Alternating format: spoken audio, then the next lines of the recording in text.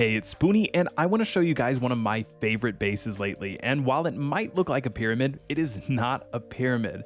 I like to think of it as more of a samurai helmet, because it's obviously a samurai helmet. This base is great for solos or groups of 2 up to honestly probably even 5 or 6 because it can hold a ton of loot and it's a minimum of around 60 rockets to raid top to bottom. Alright, so entering the airlock, we will have a couple traps. You could use a turret. I use flame turrets and shotgun traps just because they're a huge pain to deal with. And once you get through the airlock, there's another cage. This one I almost always put a turret in with a few shotgun traps. And then you can either turn left or right. It's not a full circle. And to your left, you're going to have some of the less important areas, your main spawn area, maybe a battery, and then your furnaces. There's also the hatch over here that leads to the second floor. I'll show you guys that in just a minute, but let's finish the first floor first. And here, you may notice this pipe that comes through a window. That's for something I've been working on that's a loot evacuation system. It's not quite ready. I've been trying it out in a few wipes, and some people have figured it out, but others haven't, so I'm still working out some of the kinks. Anyway, so pipes can come through the window. It creates a solid surface, but this triangle floor frame will stop people from being able to jump through it, so you don't have to worry about somebody getting through here. So it functions exactly the same as a regular wall would. You could just use a regular triangle floor tile here, but the floor frame plus the grill is a lot cheaper to upkeep. It doesn't make a huge difference, but you know, it adds up. And then these barrels would normally be hooked up to these furnaces, and the cooked ores would feed back into the barrels. I didn't bother to hook those up just because I built this base to show it off. But yeah, anyway, moving on. So if you turn right, you're going to come down this main hallway, and you can fill it with some of the less important loot that you might have if you need more space. But then you've got this small little loot nook here that's a little bit more secure than just keeping it in the hallway. But if you continue down the hall, go through these armored doors, it takes you into your main loot room. Normally I would have another barrel right here. I removed it so that you could see where the tool cupboard is. If I can jump up here. All right, yeah, in my main loot room, I typically will choose a box and hook a conveyor system up to the tool cupboard. That way I can just put resources directly into the box and have them fed into the tool cupboard without the need to remove the window every single time I need to refresh the upkeep. As I mentioned earlier, you might notice that the rest of the boxes are also hooked up to a conveyor system, but it is a different conveyor system. What I've done here is I have set up a seismic sensor in the center of the room with a really small range. I have set the seismic sensor to a range of 2 so that it will only engage the conveyor system if a rocket or other explosive hits one of this room's walls directly. I really don't want this moving the loot before this particular room is threatened, because after all, somebody might run out of boom before they get here. And the seismic sensor is one of my favorite additions to Rust in recent months. But yeah, let's go check out the second floor, and I'll show you the rest of how this loot evacuation system works. So you can see the pipe here comes through the window, and I've done my best to kind of hide it, but once you come up this, it's about a half floor. You do have to kind of crouch and jump, and it can be kind of tricky. But up here I have a couple of backup batteries typically, and then once you move up to the third floor, is where the loot evacuation would happen. Obviously, normally these doors would be closed, but the loot would come up here, and I haven't added it yet, but I will put a heartbeat sensor that will shut this system down. So if somebody comes in from the top, they'll very likely destroy this evacuation system, which is ideal because obviously I don't want the loot being moved to some place that's already exposed. I will also add a heartbeat sensor that will shut the entire thing down in the event that this room gets exposed to a raider before any loot is transferred.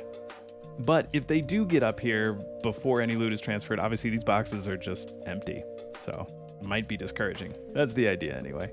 All right, so there is a fourth floor, and I use this kind of like a panic room. If I'm actively being raided, I will fill my inventory, run up here, fill these boxes, and then seal this off. I may not be able to get back to it, but at least the raiders will have to work a little bit harder to get to it. It also just adds one more place for you to spawn and put a couple kits in to counter raids. All right, so let me show you exactly how this loot evacuation system works, and then I'll show you how to build the base. Okay, so as you can see, I have filled these boxes with some loot. I've added plenty of gunpowder, plenty of weapons. And you know, I did this with only 3 conveyor systems. You could add 6, 9, however many you wanted, and that would just increase the speed that it's able to transfer loot out of here. So we're gonna fire a rocket directly at this door that's adjacent to our loot room. Again, none of the loot should be transferred unless something hits this room directly. And it wasn't. So it's working as intended. So now let's hit this room directly with a rocket and see if things get transferred out of here.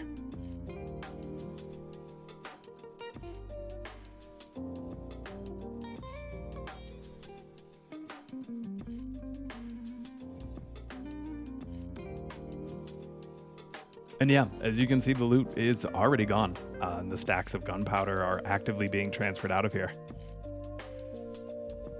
Yeah, the majority of the loot is gone. All that's remaining is the gunpowder that hasn't been moved yet. And some of these stacks have already been completely moved. So, all right, yeah, let's run up to the 3rd floor. Make sure it's all up there.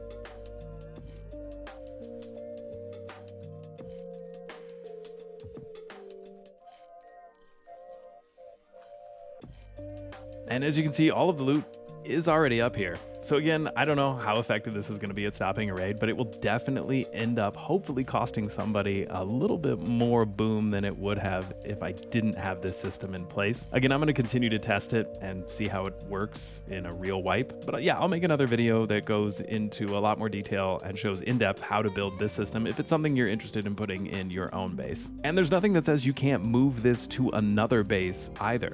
You might have to build a couple little triangle bases in between that would help you move that pipe further away, but it could be done.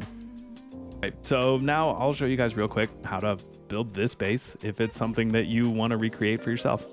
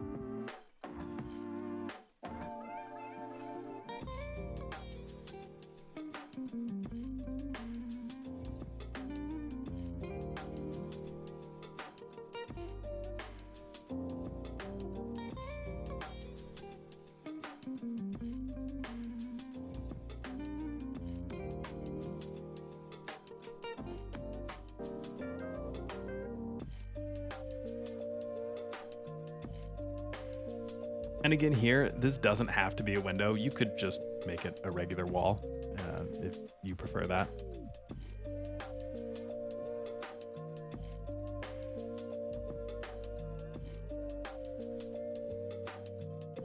All right, so here's an aerial view of what it should look like so far. I'll remove some of these door frames to make it easier to see where the walls are. But just, yeah, there's gonna be a door everywhere that there's a seam in the foundations.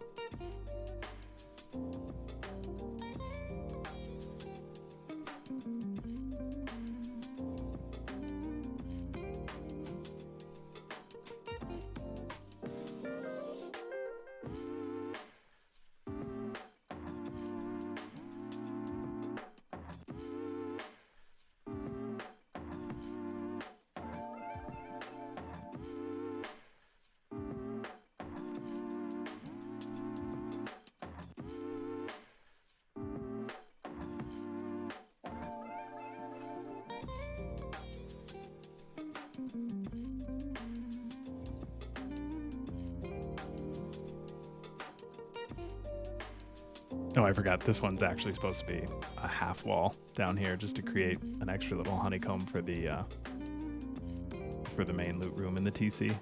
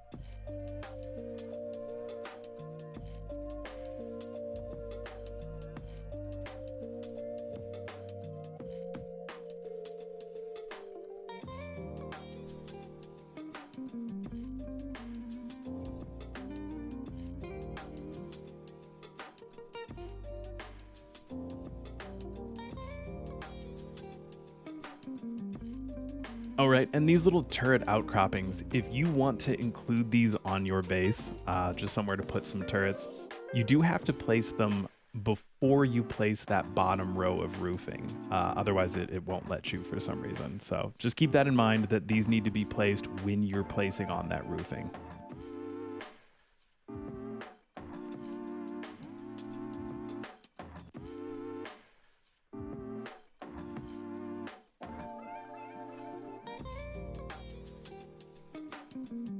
Like, see, it will not allow me to place it. So just again, remember, if you want these there, they do need to be placed when the roof is placed. Other than that, it's just square roofs on square tiles and triangle roofs on triangle tiles.